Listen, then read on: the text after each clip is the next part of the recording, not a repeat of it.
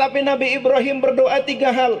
Rabbana liyuqimus shalah. Ya Allah, jadikan mereka orang-orang yang mendirikan salat ya Allah. Kunci kesuksesan hidup yang luar biasa nih. Ini kuncinya, tolong pegang baik-baik kuncinya.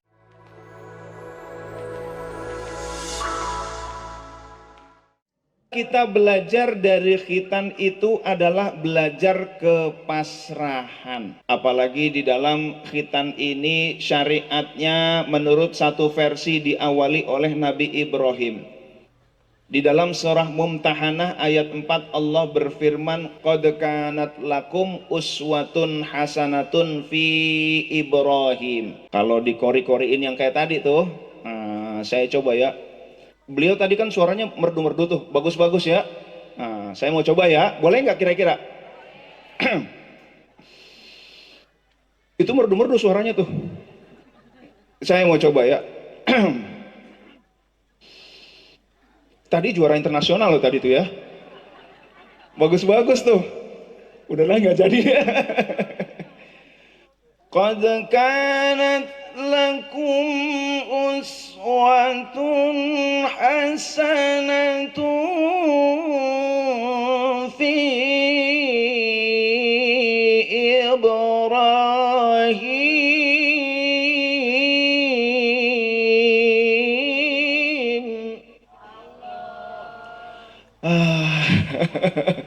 Alhamdulillah, qad kanat lakum uswatun. Alhamdulillah, lanjut. Masya Allah. Qad kanat lakum, sungguh telah ada bagi kalian fi uswatun hasanatun, suri tauladan fi Ibrahim, dalam Nabi Ibrahim, walladzina ma'ah, dan orang-orang bersama beliau, baik anak maupun istri. Beliau pertama ikhtatana Ibrahim ba'da thamanina sana. Nabi Ibrahim terkhitan setelah 80 tahun. Ada nggak di sini yang khitannya 80 tahun? Tapi zaman dulu 80 tahun itu dikit. Di zaman Nabi Nuh 80 tahun itu sebentar. Suatu saat di zaman Nabi Nuh ada orang ibu-ibu nangis. Kenapa bu? Anakku meninggal. Emang kenapa meninggal? Iya, meninggal muda. Emang berapa usia anaknya meninggal muda? Cuma 300 tahun. Ya Allah, 300 tahun mati muda. Nabi Nuh bilang, bu, ini 300 tahun udah banyak. Nanti di akhir zaman orang usianya paling cuma 60-70 tahun. Yang benar Nabi, iya. 60-70 tahun, iya. Wah, itu umurnya pendek banget, iya. Itu kira-kira yang umur 67 tahun, saya yakin pasti mereka itu nggak sempet bikin rumah. Kenapa? Ya masa baru bikin rumah sebentar lagi udah ditinggalkan, pasti nggak pada bikin rumah, ya kan? Ya kan? Pasti hidupnya di pinggir kuburan, udah siap-siap mati, ya kan Nabi? Oh salah. Justru mereka bermegah-megahan membangun gedung. Ya Allah, umur cuma 60 tahun. Bermegah-megahan, sebentar lagi juga ditinggal. Mereka berpikirnya gimana ya? Pasti mereka orang-orang gak cinta dunia. Oh salah, mereka orang-orang yang cinta dunia. Na'udzubillah min dzalik. Tapi warga sini kelihatannya insya Allah menjadi ahli surga semua nih. Amin ya rabbal alamin. Kelihatan nih wajah-wajahnya. Wajahnya kelihatan. Belum apa-apa udah alhamdulillah. Betul bu, hamdalah dulu yang penting. Hadirin dan hadirat yang dimuliakan oleh Allah Subhanahu wa taala, Nabi Ibrahim ikhtatana ba'da thamanina sana. Berkhitan setelah 80 tahun, itu usia muda zaman dulu itu. Karena Nabi Nuh menurut satu riwayat usianya 1050 atau 950 tahun. Masya Allah. Lalu hadirin dan hadirat yang dimuliakan oleh Allah, maka khitan itu sampai sekarang kita laksanakan. Haji dari beliau juga, khitan dari beliau juga, alhamdulillah. Maka bukan hanya beliau, walladzina ma'ah, dan orang-orang yang bersama beliau juga suri tauladan. Nabi Ismail dan Siti Hajar antara lain. Ibu-ibu kenal nggak dengan Siti Hajar? Kenal nggak? Kapan kenalnya? Wah, ini orang-orang purbakala ya kalau kenal ya. Siti Hajar itu ibu-ibu pertama tinggal itu bukan di Garut yang banyak pohon, banyak orang, banyak air. Siti Hajar itu pertama tinggal itu di sebuah biwadin ghairi dzi zar'in. Di dalam surah Ibrahim ayat 37. Allah berfirman di dalam Al-Quran, Rabbana inni askantu min dzurriyyati biwadin ghairi dzi zar'in inda baitikal muharram. Kata Nabi Ibrahim, Rabbana, ya Allah ya Tuhan kami, inni sesungguhnya aku, askantu min dzurriyyati, aku biarkan mereka tinggal dari sebagian keturunanku, biwadin ghairi dzi zar'in, di lembah tanpa tumbuhan, inda baitikal muharram, di sisi Baitullah al-Haram. Tetapi Nabi Ibrahim saat itu meninggalkan anak istrinya, udah tempatnya panas, enggak ada orang, enggak ada air, enggak ada pepohonan. Orang biasanya nyari tempat tinggal yang banyak orang, ada pohon, ada air. Ini enggak ada. Tetapi Nabi Ibrahim berdoa 3 hal. Rabbana liyuqimus shalah. Ya Allah, jadikan mereka orang-orang yang mendirikan salat ya Allah. Faj'al af'idatan minan nasi tahwi ilaihim. Jadikanlah sebagian manusia kolbu-kolbunya tahwi ilaihim, condong senang kepada mereka. Warzuqhum minats tsamarat, dan beri mereka rizki dari buah-buahan. La'allahum yashkurun, mudah-mudahan mereka orang-orang yang bersyukur. 3 doa Nabi Ibrahim. Pertama, jadikan keluargaku itu ahli sholat. Yang kedua, jadikan orang-orang senang kepada mereka. Alhamdulillah, keluarga Nabi Ibrahim, keluarga Rasulullah SAW, para habaib, mereka adalah orang-orang yang ahli ibadah. Alhamdulillah. Yang kedua, faj'al af'idatan minan nasi tahwi ilaihim, jadikanlah orang-orang senang kepada mereka. Maka meskipun nabung udah lama, katakanlah biayanya mahal, bahkan udah pernah haji, udah pernah umroh, tetap aja bawaannya pengen balik lagi. Alhamdulillah, seneng pengen ke situ. Lalu yang ketiga, warzuqhum minats tsamarat, dan berikan di mereka rizki dari buah-buahan. Maka di Mekah itu Bapak Ibu, meskipun panas, meskipun gak ada pohon-pohonan, adanya pasir sama batu doang, tapi buah-buahan lebih banyak dari Indonesia. Masya Allah. Hadirin dan hadirat yang dimuliakan oleh Allah, keluarga Nabi Ibrahim salah satunya adalah Siti Hajar. Beliau lari dari Sofa ke Marwa. Wah, itu kelihatannya ada air tuh. Lari dah ke Marwa. Lari-lari kecil. Saya mau tanya, sa'i itu lari-lari kecil, lari cepet, atau jalan, atau rebahan? Yang bener mana kira-kira? Lari-lari kecil. Kenapa lari-lari kecil? Karena lari-lari kecil itu menunjukkan kesungguhan dan istiqomah. Dari Sofa ke Marwa lari-lari kecil, sampai Marwa, loh kok nggak ada air. Oh, Sofa kelihatannya tadi ada air, padahal nggak ada. Lari lagi ke Sofa, oh nggak ada air ternyata.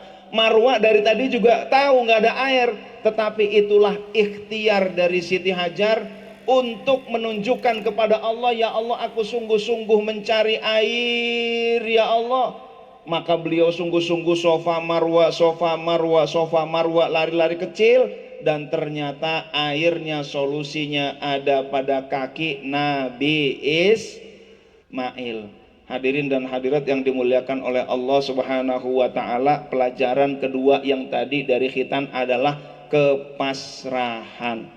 Itu Ananda Muhammad Rizik Ramadan, padahal dia tahu khitan kadang-kadang sakit juga, tapi dia pasrah kepada dokter. Di laser silakan, dipakai tabung silakan, digunting silakan, dia pasrah. Kenapa? Karena pasti ada kebaikan setelah itu. Maka begitu pula hidup kita mari pasrahkan kepada Allah Subhanahu wa ta'ala. Itu Siti Hajar pasrah, ya Allah, aku tahu di situ nggak ada air, tapi aku pasrahkan hidupku kepadamu. Serahkanlah hidup dan matimu, serahkan pada Allah semata. Itu ya. Maka beliau pasrah kepada Allah. Orang yang pasrah ini dahsyat Bapak Ibu. Kalau orang tidak pasrah, orang tidak percaya diri, dia nyari air bisa jadi nggak ketemu. Tapi orang percaya diri, dia nyari air, dia ketemu. Ada lagi yang lebih hebat dari percaya diri adalah percaya Allah, bersandar kepada Allah, bergantung kepada Allah. Orang seperti ini yang percaya kepada Allah, dia nyari air, dia dapat untuk keluarganya, untuk umatnya, untuk jutaan umat manusia. Ribuan tahun tuh air gak habis-habis. Alhamdulillah, tuh percaya Allah. Saya tambahin lagi tentang bersandar dan percaya Allah. Ada seorang manusia, manusia ini ngelawan raja. Rajanya namanya Fir'aun, orangnya namanya Nabi Musa. Nabi Musa dikejar oleh Fir'aun dan tentaranya. Nabi Musa membawa umatnya. Di belakang ada Fir'aun dan tentaranya, di depan ada lautan. Gimana kira-kira tuh? Itu tentara Fir'aun, tentara terlatih. Senjatanya canggih. Kendaraan tinggal pilih. Logistik berlebih. Melawan Nabi Musa senjatanya cuman tongkat kayu. Umatnya terdiri dari para budak-budak yang udah layu. Di depannya ada lautan yang begitu luas. Gimana caranya tuh? Sepercaya diri, percaya dirinya orang susah menyelamatkan umatnya. Tetapi Nabi Musa percaya kepada Allah Subhanahu wa ta'ala. Maka ketika beliau sudah ada di lautan, kakinya masuk laut, lalu Allah perintahkan idrib bi'asakal bahr, pukullah lautan dengan tongkatmu. Maka Nabi Musa memukul lautan. Allahu Akbar. Masya Allah. Tongkat di tangan orang yang tidak percaya diri tidak bisa mengalahkan orang lain. Tongkat di tangan orang yang percaya diri bisa mengalahkan seorang musuh.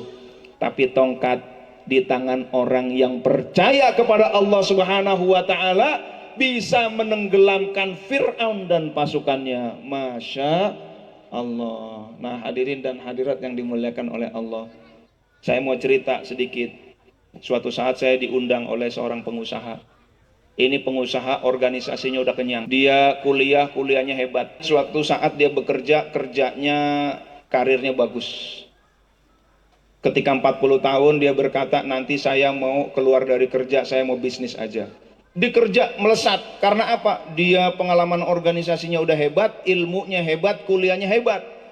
Lalu suatu saat dia bisnis. Ketika bisnis, dia menganggap, oh kerja aja hebat, apalagi bisnis. Ternyata akhirnya ketika bisnis gagal. Bisnis lagi, gagal lagi, bisnis lagi, gagal lagi, gagal lagi. Akhirnya dia muhasabah, dia berzikir kepada Allah, dia itikaf, ya Allah, jangan-jangan saya salah. Saya terlalu mengandalkan diri saya, ya Allah. Akhirnya dia tidak percaya diri, dia percaya Allah.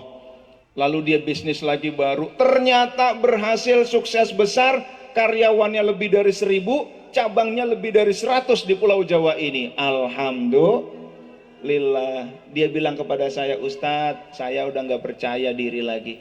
Saya nggak percaya bahwa semua prestasi saya ini adalah karena diri saya. Semua itu adalah dari Allah Subhanahu wa ta'ala. Khitan mengajarkan kita pengorbanan.